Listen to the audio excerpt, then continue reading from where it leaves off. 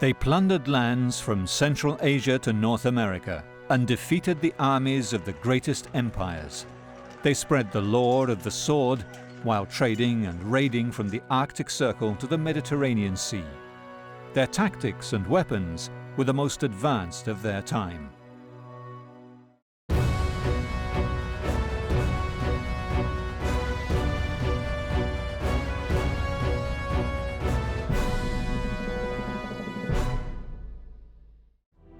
A castle now stands to defend this holy island of Lindisfarne in North England, but nothing barred the way of the very first recorded Viking raid on the 8th of June 793, in which the monks were murdered and the abbey pillaged.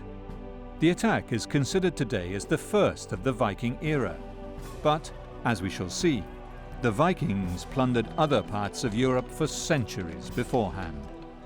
The Vikings were fighting machines. They moved swiftly over the sea in speedy, lightweight ships. They invested in the best weapons money could buy and the finest armor, slashing their way into the history books. But today, science and archaeology reveal who they really were and why they were so effective in war. Vikings lived in a time of blood, a violent time, and they weren't better or worse than other people at that time. There would perhaps not have been any Viking Age if it weren't for the Viking ships. This is a Viking helmet, as is armor. It's made from thick hide that you stitch together. And this was the early stage of a in shortest of word, bulletproof vest.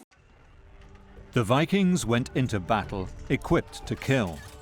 Spears, swords, and axes to attack, armor, shields, and helmets to protect their bodies.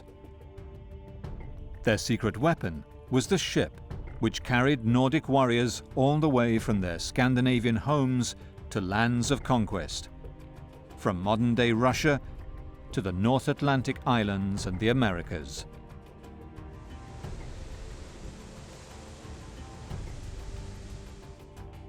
The same Viking weapons were buried in graves as distant from each other as Repton in England and Salme on Saaremaa Island in Estonia. Here, 40 Viking warrior skeletons were excavated in 2 Viking ships in 2011. A find that turned the story of the Vikings on its head. These light and shallow-keeled warships were being used for raiding at least 100 years before the first recorded Viking attack. The Gokstad and Oseberg ships were between 50 and 100 years younger. They were engineered to bend with the sea and withstand rough rapids, yet were light enough to be hauled onto a beach and carried over land. Marit Vea is the lead archaeologist at the Åvaldsnes excavation on Karmøy Island, western Norway, and an accomplished skipper herself. When the Vikings came, they used ships. Viking ships were light and flexible, and it was said that they moved like an animal in the waves. They attacked suddenly, using the surprise tactic, you see, and the advantage of that was they could pull back quickly. Wherever there was a waterway, Viking raiders and traders could go there, traveling from the farthest reaches of their world across the wide open oceans and into the depths of the forests and plains of modern-day Poland, Ukraine, and Russia. The best preserved Viking ship is here in Oslo, Norway. Thousands of visitors come every year to visit the Viking Ship Museum. The Oseberg ship was found by a farmer who dug into a mound looking for gold. It took archaeologists 20 years to excavate, restore, and prepare it for exhibition. Jan Bill is the Viking Ship Museum curator and one of the world's foremost Viking ship experts. The Oseberg ship is unique. It is the best preserved ship we have from the Viking Age. Almost everything is present. The Oseberg ship is the oldest and best preserved Viking ship, and, as we shall see, tells us the most about the early Viking way of life. Miraculously, the blue clay of the mound, similar to these at Borehaugen, had hermetically sealed the burial, leaving wood, leather, metal, and even textiles intact. The other interesting fact about the Oseberg ship is that it is the oldest sail ship known from Scandinavia which has been preserved. We have older pictures of sail ships from the 700s, but this is the first example of a ship where the technical construction of mast and rigging has been preserved. Archaeologists were stunned to find 2 women were buried in the ship, one around 80 years old and another about 50. Intricate decorations showing animals and Viking scenes had been carved into a cart, a sled, an ornate bed, combs, chests, and dozens of other sacred items buried with them. Tree ring dating confirms that the great Viking ship of Oseberg was built in approximately 820 on the west coast of Norway and is the oldest surviving combined sailing and rowing ship. A crew of 30 men, plus a helmsman and a lookout, propelled the ship using 15 oars a side. The ship is 22 meters long, and each oar hole is equipped with a shield holder. One of the world's leading Viking shipbuilders is Vibeke Bischoff. She is the head builder at the Roskilde Ship Museum in Denmark and built this scale model of the Oseberg vessel before proceeding to design the life-size replica. The Viking ships are built to be very light and very strong. They are built out of mirror-cut oak, that is, they are split out of whole trunks. The planks are split in such a way that the wood grain is completely even down through the length of the plank, and this means that it's possible to reduce the dimensions. Oak is a heavy and very hard wood, but very strong and flexible when wet, which is why the ships are built out of fresh timber, which is mirror-cut. Bischoff and a team of Viking ship experts set out to build a replica of the Oseberg ship.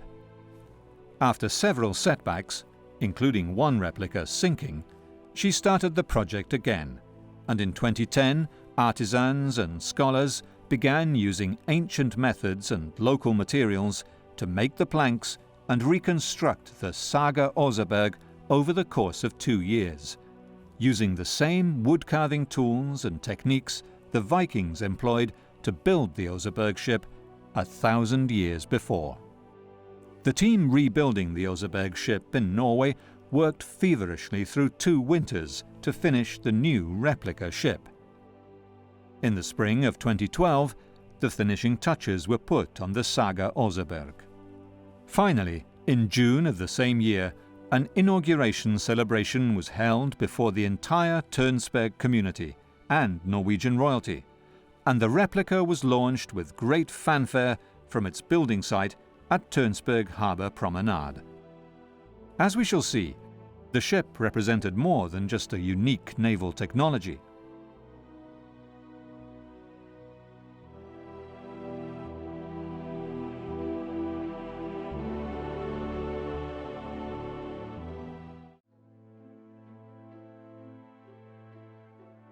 The Viking predators of the seas sailed in amazingly light wooden ships, and a group of experts and enthusiasts have built a faithful replica of the oldest surviving example.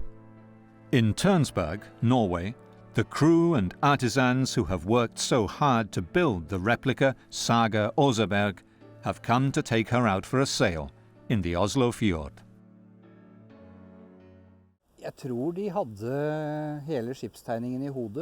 I think they had the drawings in their minds.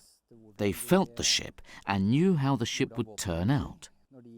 They knew what trees to look for when they went out in the woods and let the tree help form the boat. They had a lot of experience and long traditions. They were artists who knew their jobs and did it properly.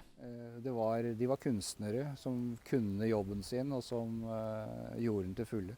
The ship's captain illustrates some of the incredible features, copied from the original, which show how each ship became home to its crew, all of whom left their individual mark.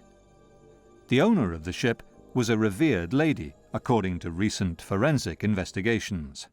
Det vi også kan se på kraniet, det at We are also able to see from the cranium that the woman suffered from an advanced stage of a disease that is not genetically transmitted, and which means that the frontal bone thickens on the inside.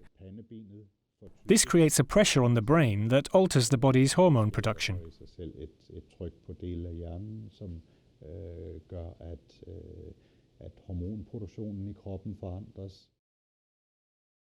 The Oseberg Viking lady mystified her followers. Her hormonal problem may have contributed to her growing a beard and other gender abnormalities, which some believed gave her magical abilities. They carved her image on the ship. We believe it to be the owner of the boat. There were 2 women's corpses in the grave. One of them was a woman aged 80, 1.5 meters long, with a hunchback, so she was probably about 1.10 meters long walking. She had an illness that gave her a lot of facial hair and a deep voice. On the other side of the straits between Norway and Denmark is the Roskilde Ship Museum, which holds the largest collection of Viking ships ever found in a single archaeological area. The 5 ships salvaged from the bottom of the Roskilde Fjord at Skuldelev included not only a trading vessel, but also longships. Another 9 ships were uncovered while the museum was being built, including the largest warship ever found, at 36 meters long. The Danish ships here are built from oak, and the Oseberg ship is built exclusively out of oak. Some Norwegian archaeological finds are built from pine, but in between you may find other wood species like birch, alder and ash. We have a few examples of beech, not a very good material for shipbuilding, but when we build the full-scale reconstructions, then we do it as precisely as we can. Because the Vikings did not use saws, every piece of wood was cut using axes, taking special care to work with the natural grain. Remarkably large vessels could be built using traditional clinker construction techniques. Dragon ships carrying 100 warriors were not uncommon. Using iron rivets to lay one plank over the one below, they would build a flexible ship from the bottom up. The internal ribbing was made of oak using natural curves and forks in the branches for extra strength. The planks and the ribs were lashed together using blue whale balleens, maybe the strongest natural fiber. Ropes on the ship were made of sealskin. The Viking ship rode the waves as a single flexible object, not as a mass of separate rigid parts. All of the rivets, like this, are made by our own smith, just as the tools are. They are long pins that go in with a square-shaped head sticking out on the other side, and then they hold it steady and pound it until it's fastened. The Viking ships were clinker-built, which means that the hull planks are placed one on top of another with an overlap. In between these overlaps, there is a thin woolen thread with tar to make it watertight. The planks lie tight on their own, but as it is all handmade, the wool and the tar help to ensure that it is watertight. They are then fastened with iron rivets, which are then secured on the inside so that they squeeze the planks tight together. This helps to make the hull very stiff in its lengthwise direction, and therefore the ship very strong and completely watertight. Viking ships' sails weighed over 100 kilos. They were made of a special wool, daubed in grease to make it more waterproof. They were woven, by the Viking women who operated the large royal farms back in Scandinavia. The sail was worth more than a ship in the Viking Age, since it took such an amount of time making a sail. So in the law of Gulating, it said that during wintertime, when the sail is not in use, it should be stored in the church. The saga Oseberg sail took 1,800 hours to weave. To tau som festet øverst I råa. When we look at the grave material from the Norwegian ships that we have, we can see that they are pretty wide and robust, and they used a sail. The Norwegian ships have got a length to beam ratio of 1:4, if we look at the grave material, and that has got to do with the sail, which is not supposed to go outside of the sides. På styrbord halser for eksempel, så det babord skjøte som I bruk. The first image of a sail on a Viking ship is this, from the Swedish island of Gotland, and dates back to about 700 AD. But although the Swedes claim the patent, not everyone agrees. As a Danish professor said, it was the Norwegians more than other Scandinavians that dared to go out on the wide grey ocean without knowing what was to come. If they didn't have good ships, well, they died. What we know about the Scandinavian warrior, whether a pirate or a member of invading armies, is that he, or she, bore a few simple but effective weapons and blended into a well-organized team when a big battle loomed. But they also had women and children with them in the battle. And when you've got women and children in a battle, you've got a lot more to fight for. And they used what we call guerrilla tactics. They hid and then attacked. The sources tell us that they used a tactic called the hog snout, and that was something they had learned from Odin, believe it or not. These Vikings of the Jomsviking Association are training in the use of sword and shield. The key to effective single combat was balance, taking advantage of the opponent's inability to react to speedy sword thrusts or slashes. The weight of the sword and the shield tired the arms of the warrior, so the strongest and fastest regularly won individual fights that could not last more than an hour. When forced into a full-scale battle, the Vikings adopted the shield wall, in which each warrior was defended by the man standing next to him, and the shields overlapped to provide continuous protection all along the line. It was a defensive array that most warrior armies of the day adopted. But the Vikings used the hog's snout tactic to break through their adversary's defensive wall, attacking a small part of it in arrowhead formation in order to break through and cause panic. Of course, surrounding the enemy and attacking from behind was the preferred tactic, if made possible by the terrain or by enemy error. Once the enemy line was broken by thrusting spears, the swords came into play, slashing the enemy from the side and back and spreading terror.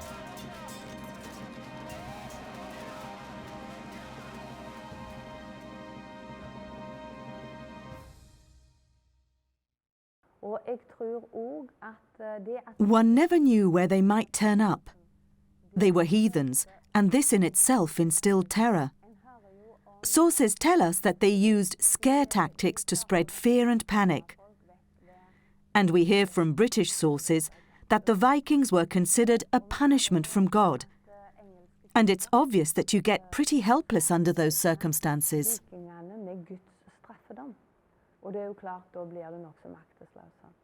Two great battles that took place in 1066 marked the climax of Viking-era tactics.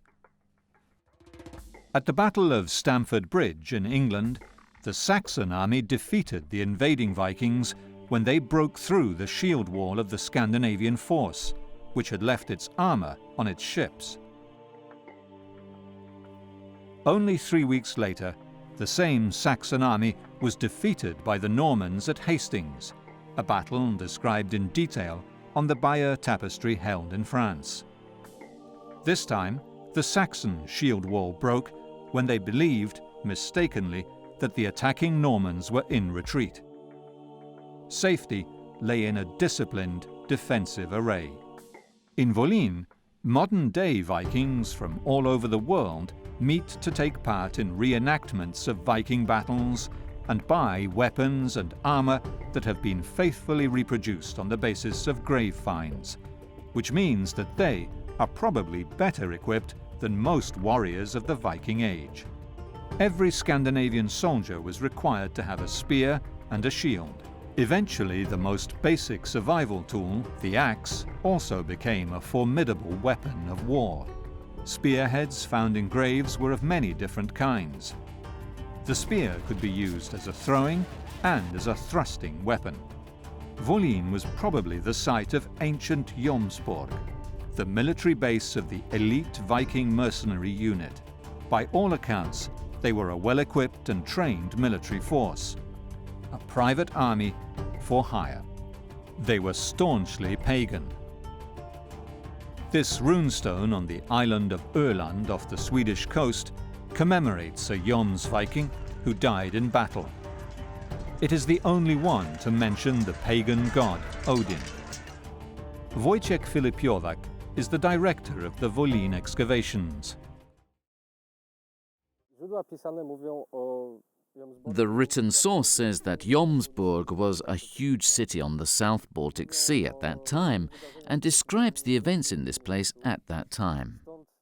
So when we discover archaeological evidence of that kind of a big city, dating to the early medieval period, finding lots of artifacts of trade, export, crafts, etc., well, we have no doubts that this is that place. In fact, the archaeological and written evidence shows Volen was much more likely a multicultural, cosmopolitan city where religious and ethnic diversity was not a point of conflict.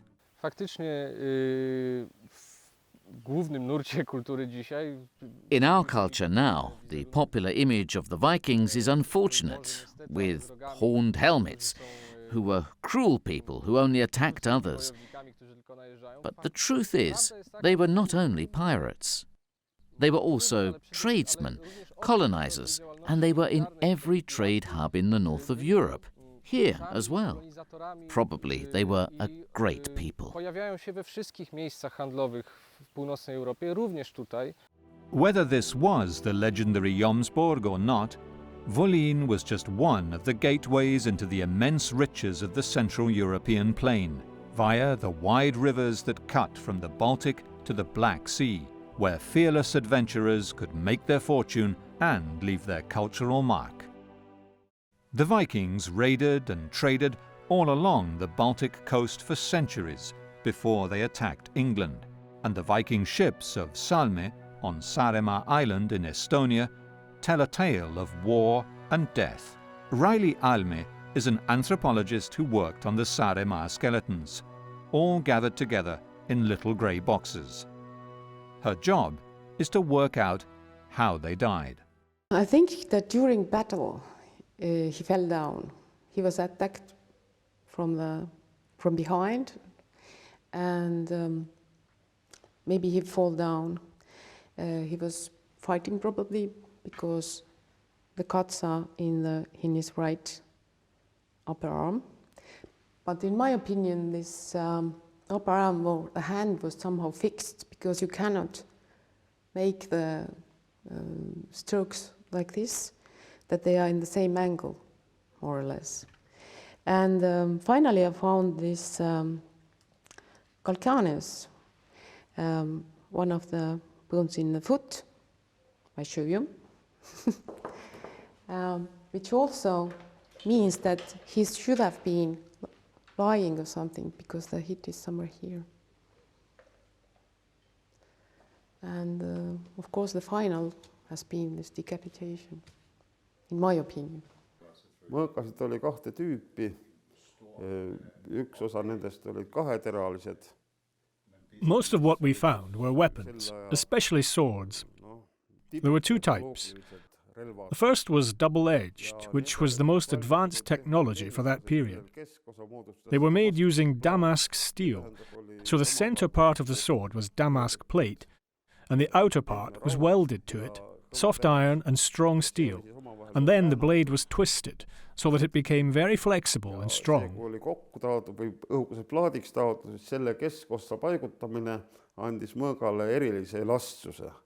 The Saaremaa Viking skeletons were buried with the finest ceremonial swords, a characteristic of the Viking graves for centuries to come.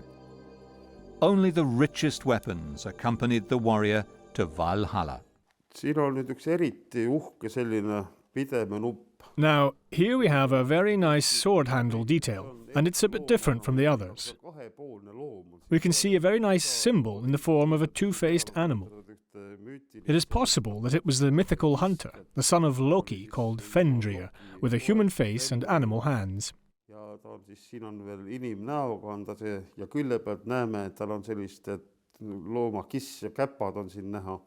These characteristic grave goods reveal just how far the Vikings had penetrated the Baltic coastline and the plains of Russia and Poland. When a new motorway was being built here in central Poland, archaeologists made an unparalleled discovery in post-war Polish archaeology. A Viking Age cemetery with 50 human remains dated to the late 10th century, with chamber-like graves, at Borja, a place of strategic importance for the first recorded Polish state. Professor Andrzej Bucher excavated the site. This is a completely untraditional cemetery. There is nothing like this cemetery in Poland or in the whole of Europe, nor is it a very big cemetery, because it consists of just 50 graves. They are concentrated in a small space. Every grave is rich, there is no poor grave. This is the cemetery of upper-class people. The central figure was this young warrior, buried with his sword. He had been badly wounded, with part of his jaw chopped off and a deep head wound. He was buried sitting upright with his sword. So it's important to distinguish the young soldier's grave. He had complex wounds to his skull and mouth. This soldier is extremely interesting because he held a ceremonial sword. This sword is positioned as though the soldier was sitting and he was holding it, and the body had fallen over, and we found him with the sword in front of his eyes. The grave goods, coins, jewelry and weapons strongly suggest Scandinavian and Kiev Rus roots. To confirm his suspicions, Professor Bucher had genetic testing done on the skeletons. The results show the father's side of the warrior's genes appear to have come from Scandinavia. He was not the only man buried with his weapon. In this grave, which we excavated, there were 4 items of warrior equipment. These were characteristic because they related to different territories. In one grave we have a Viking's landsaks, dated to the end of the 10th century and the beginning of the 11th century. And the next one we dug up was connected with the Scandinavian community and warriors from the north and west parts of Europe. The deep wounds on the warrior's head and jaw show he died young and in battle. And, like the Saaremaa warriors, he was buried with the finest grave goods. The two-edged sword with a half-moon-shaped pommel is also known as a Frankish sword, as it was based on the design of weapons carried by soldiers of the most powerful empire of the time. It was made of steel. Today, experts have discovered how these swords were made to be so strong. The basic block of steel that was used to make a sword can be seen here in the Elbląg Museum, which holds many of the finds that Professor Marek Jagodzinski excavated from the site of the Viking Age trade town of Truzzo. It's true. We discovered lots of military things in Truzzo. I mean, arrowheads, spearheads, and mainly pieces of swords. They probably produced swords in Trousseau.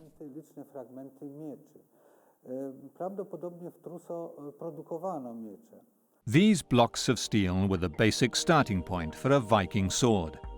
The iron ore was melted with carbon, either from charcoal, coal, or even burned bones. The ingots would then move on down the production line to the swordsmith, where they were heated and beaten into shape. They became like these swords held in the Stockholm Cultural History Museum, strong and often elaborately decorated, at times carved with individual names. Trousseau was an important place of trade and craftsmanship. Workshop remains were discovered, including smithery, jewellery, glazier, amber and horn workshops.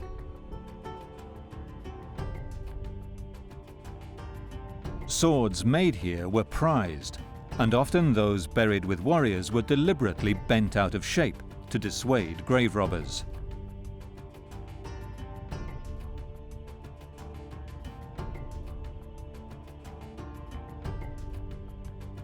This Ulbert sword in the Novgorod Museum in Russia shows just how far travelled the rich Viking warriors were.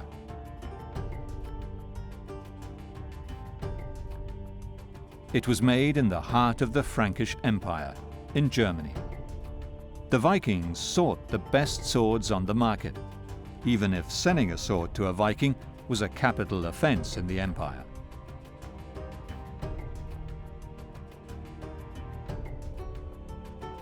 Dozens of Frankish swords have been found in Viking graves.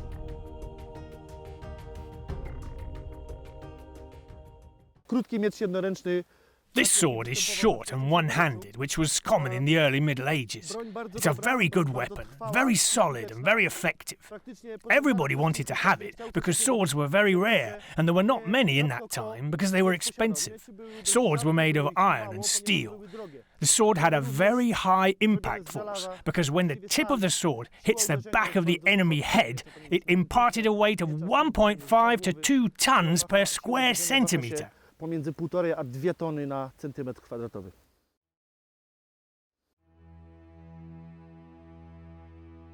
These axe heads were found in Viking graves. They were powerful weapons, and the weight of the blade could penetrate a steel helmet. The way they were used is shown by these warriors from the permanent Viking Museum of Volen in Poland. Topór. The battle axe was a very popular weapon because it does not have a lot of metal, so many warriors could afford this kind of axe. It was more effective also because it could pull back the shield of the opponent. Let me show you. Więc topór był w tym skuteczniejszy, można było również używać go do odginania przeciwnikowi tarczy. Możesz tu pokazać w ten sposób. But no matter how strong the sword, axe or knife, it was worthless if its blade was not sharp. One of the most precious items often found in boat burials with Vikings were whetstones, used for sharpening their tools. The important thing was to have good weapons, sharp tools like knives and scythes to cut the grass. Everything that had a blade had to be sharp, otherwise it was a poor tool. The whetstone was important especially for the Vikings, who used a sword and knives.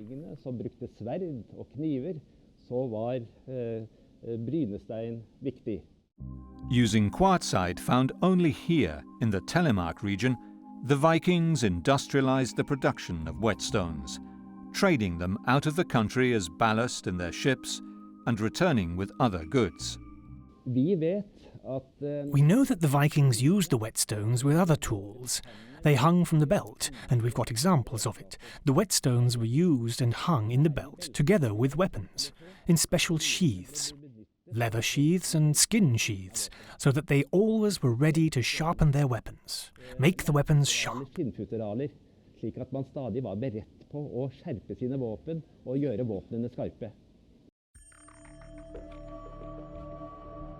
Very few items of Viking armour have survived the funerals of the warriors.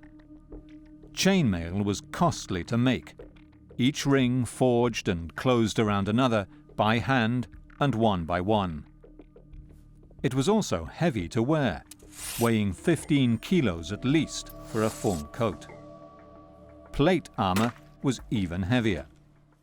As we see, it was very hard and also very expensive and very rare. This breastplate doesn't protect arms and it is short. The hauberk, which my friend has, is long and protects arms, so a greater part of the body, but mainly on the chest was very good also. However, the plate breastplate was lighter than the hauberk, so it allowed men to move faster. Many Viking warriors would not have been able to afford armor, and would have relied on heavily padded leather jackets instead. They would all have had a shield. The shield was made of wood, with an iron boss in the center covering the handle. Many of these remain and are on display in museums throughout Scandinavia, such as here in the Oslo Cultural History Museum. Armor, shield and helmet defended the Viking from enemy blows, but, as we shall see, still gave the warrior only partial protection. The Vikings were equipped to kill and dressed to survive. A vital piece of defensive weaponry was the helmet. Probably the most common form was the conical type, with nose guard. Some were particularly elaborate. These helmets of the pre-Viking Vendel period, found in a grave close to the Gamla Uppsala site in Sweden, show how much work went into making beautiful headgear for a rich warrior. They were buried with the man when he died. However, only one Viking-era helmet has been found in a Scandinavian grave, at Ringerike in Norway. The elaborate Vendel-era headgear seems to have been ceremonial only, while the Sarema Vikings were wearing no head protection whatsoever. This is actually quite classic wound coming from this direction. The second one is here, and if you turn the skull upside down, you can see there is a very clean cut on the left side of temporal bone. This also means that maybe this is decapitation. At this moment, then when they were attacked, this man, they definitely didn't use helmets, as you see. As the Viking warriors of today prepare for their next battle, the sheer cost of a Viking expedition becomes evident. The cohesion of Viking raiders and armies as a team was an effective weapon. As the early plundering parties became invading armies, their leaders could count on hundreds of determined and fearless warriors attracted by loot. But mounting such an expedition was costly. A ship or several ships had to be bought or made, and each soldier had to be promised sufficient loot to make the weeks away from the farm profitable. Vikings could become rich enough not only to buy their own weapons and armor, but also even to mount their own raids. When the raids became invasions, the English and Frankish states found that simply paying off the Vikings with land or money was easier than fighting them. In 845, the Vikings sailed up the Seine and attacked Paris, while on the other side of Europe they founded the first Russian kingdom. 20 years later, they invaded England and began settling, with York as their capital.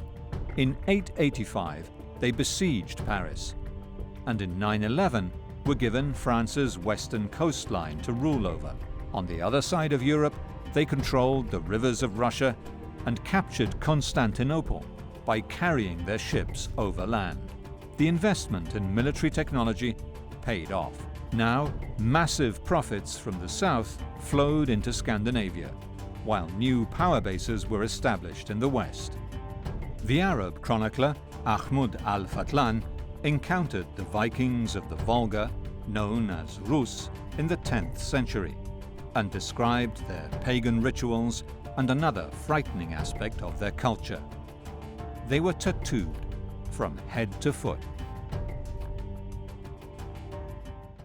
Tattooing is very, very, very tight connected to spirituality. We know from the Viking Age that the runes had a lot of meaning. You know, every single rune had a lot of meaning. And I'm pretty sure that the Vikings had tattoos that included runes who were supposed to provide them with protection in battle, you know, give them strength, connect them to their fylgja or power animal and stuff like that. Kai Uwe Faust is a Viking tattoo artist from Copenhagen. He uses ancient Viking techniques, bone needles and traditional tools to decorate the skin of his clients with Viking themes. At Viking festivals, the tattoos are done just like they were in the Viking Age. They ornament everything. So like the door is not just a door is room for decoration. A knife handle is not just a knife handle, it's room for decoration, and so is the body. A typical Viking tattoo, I think what I have here is what I'm pretty convinced is very close to how it actually looked back in the days. The same with my leg here. So again, you know, when we go, for example, to the Scythians or all traditional tattoos, it's always pretty tough black work. While tattoos protected the Vikings from the evil spirits they could not fight in the open, the weapons they bore gave them physical supremacy in the real world. The Viking conquests from Russia to England reached their climax with the last great raid by descendants of these Scandinavian warriors. William, Duke of Normandy and later King of England, was a direct descendant of the Northmen who conquered half of France. When he invaded England in 1066, his army was larger and more powerful than most at the time. So, yes, actually, the Duke of Normandy had a very powerful army, which consisted of Normans, but also French, and we can see that the word Frankie is written on the tapestry, I'd say in black and white. So he had a large army, about 8,000 men crossed the Channel.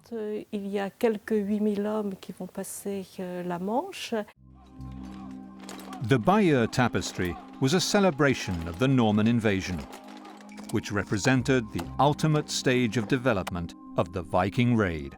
Details of the scenes of preparation for the invasion are meticulously recorded on this tapestry.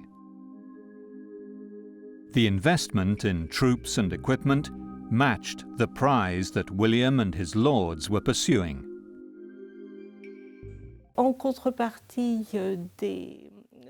The lords who followed William to England made donations, and of course, in return, they expected booty and gifts of land that had been conquered.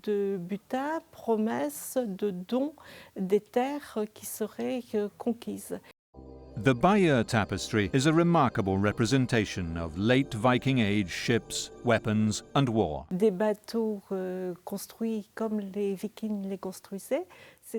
We see ships the way Vikings built them, that's to say ships with shallow hulls, propelled using oars, and that have a sail that can be raised on the high seas. We also see weapons that were inherited from the Vikings, which are also shown on the tapestry. They are long axes, a Danish tradition, which are handled by the Anglo-Saxons as seen on the Bayeux Tapestry. Héritage danois qui sont maniés par les Anglo-Saxons sur la tapisserie de Bayeux. Loot and booty were the driving force behind the Viking raids for nearly 300 years. War was a way of life for these predators of the north who left their mark across Europe, from the farthest steppes of Russia to the northernmost tip of the British Isles.